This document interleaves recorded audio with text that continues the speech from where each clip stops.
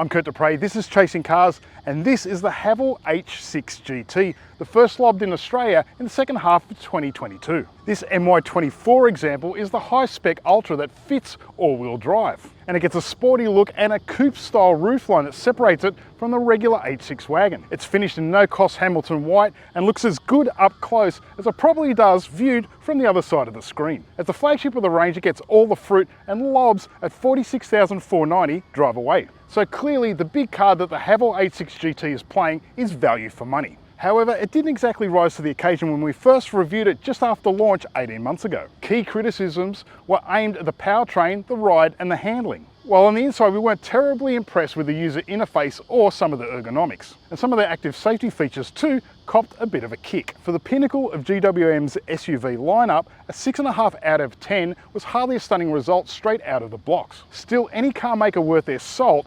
polishes their products during models' life cycles. So here we are 18 months on to check out the 5 hits and the 5 misses of the H6 GT and see if this MY24 version actually has moved the game along. Chasing Cars, honest reviews of your next car. Brought to you by The Haval H6 GT Ultra launched at $46,490 drive away back in 2022 and it's still exactly the same price now in 2024. In that same time, its key rival in Volkswagen's Tiguan 162 TSI R-Line has gone from $57,690 to well over 60 grand. Once you add drive-away pricing, the Volkswagen competitor is now over 20 grand more expensive. Bolstering the Ultra's value pitch includes standard features such as a full-length panoramic roof, 360-degree camera, large multimedia, and heated and ventilated front seats. Outside of a $495 upcharge for premium paint, there really are no options outside of perhaps $1,449 upcharge for a 2-ton tow kit. Miss number one is, despite the fact that this is all the SUV that Haval currently offers, it is missing some features of a genuine flagship. A lot of that is centered around the media system, which is 12.3 inches in size, large, crisp, but there's not a lot happening behind the facade. You do get Apple CarPlay and Android Auto, but it is wired, and strangely, it's wired from the passenger side of the cabin. And when you do wire anything up, it's the older USB-A style ports rather than the more modern, faster USB-Cs. You do get AM and FM radio, but the lack of digital radio is a bit of an omission and makes the system feel a bit old hat. There's also no proprietary sat-nav, which is a bit of a kick for a flagship SUV. Some saving graces are that you do get one inductive charge pad and there's a nice big cubby down there for 2 phones when they're wired. And the 360-degree camera system is utterly fantastic. Hit number 2 is interior space. Now, this SUV is over 4.7 meters long and almost 2 meters wide, so it's sort of like midsize plus. And that's allowed designers to really carve out maximum space here in the cabin. Up front, it's really quite airy and there's a huge amount of headroom.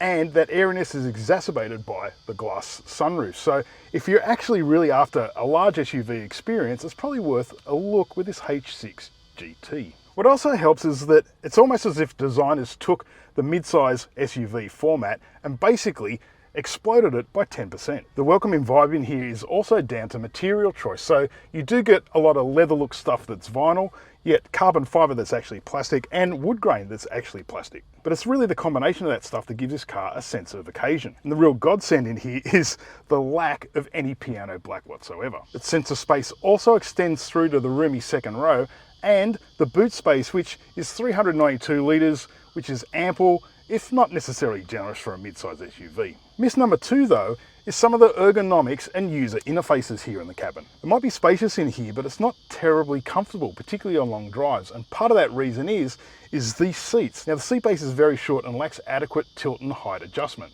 So you're constantly fiddling with the seat and it's really hard to just settle in. The same goes for this rather odd looking steering wheel, which is sort of slanted at a slightly unorthodox angle and does make things feel just a little bit awkward in here. There's nothing terrible or deal-breaking in here, but you do get a sense this cabin was very much designed and minted before anyone actually put any occupants in here to test for suitability.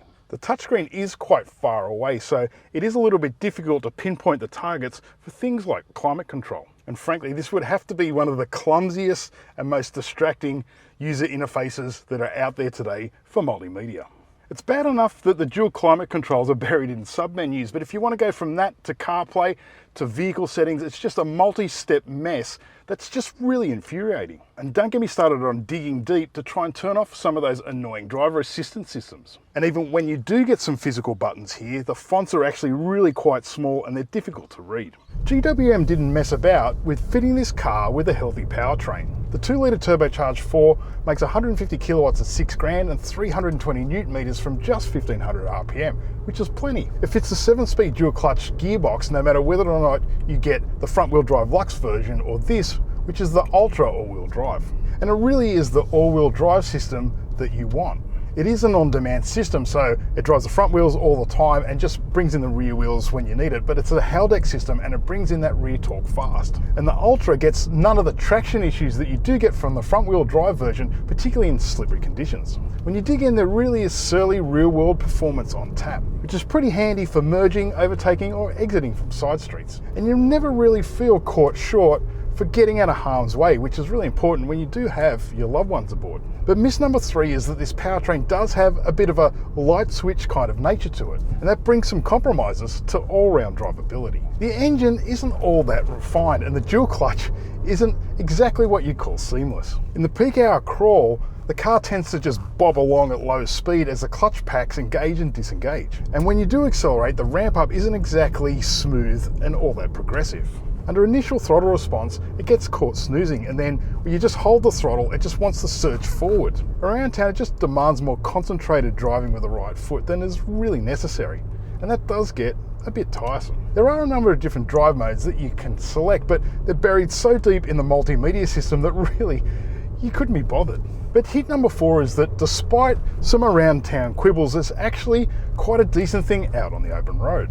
Tends to tick along nicely without much in the way of wind or tyre noise. So despite the crook seating, it's not a bad place to settle into for the tyranny of distance. It tracks pretty well, and those 235 Michelins offer decent grip in wet, dry, or even on dirt. And GWM has put some work into the steering, so it's a bit more natural, particularly off centre, than the woeful system that's fitted to the H6 wagon. Even the ride and the body control is pretty acceptable when you do have cruise control pinned to 110 on the highway, which is more than can be said when you're around town or chasing corners on B roads.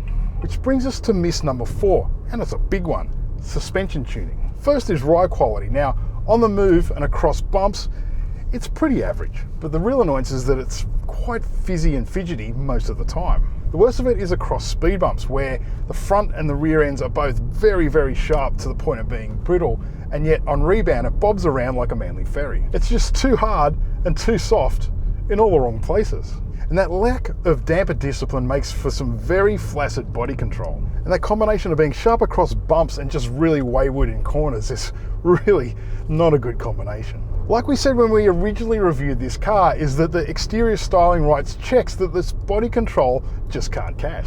So just don't expect sporty dynamics from the H6 GT, because it's just not there. And that extends to those twee lime green painted brakes, which are small and average at best. Hit number 5 is ownership, and despite some cost consciousness here, GWM is happy to back its H6 GT with 7 years of unlimited kilometre warranty. It comes with a 5-year cap price servicing plan that costs $1,780 for the first 70,000 kilometres. Why the strange duration? Well, the first service is at 10,000 Ks, and then it's 15,000 Ks for every service thereafter.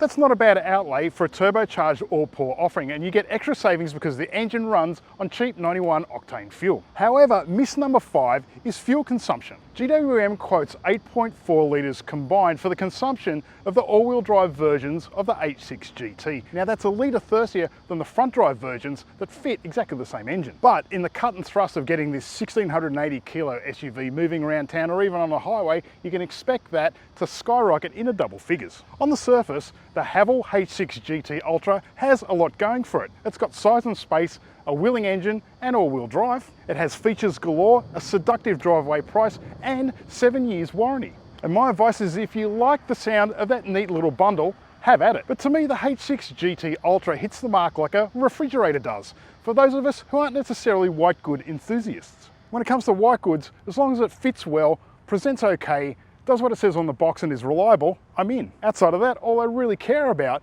is whether or not the price fits my budget. Through that lens, the H6 GT might be the right appliance for some buyers, and there's certainly nothing wrong with that. But if you do scratch below the surface and you do care about motoring's finer things like usability and drivability, you might not find the depth and quality that you might be expecting. Or really, nothing much to genuinely rave about. So that's what I think, but how about you? Put your thoughts in the comments below. Don't forget to subscribe while you're at it, and as always, thanks for watching Chasing Cars.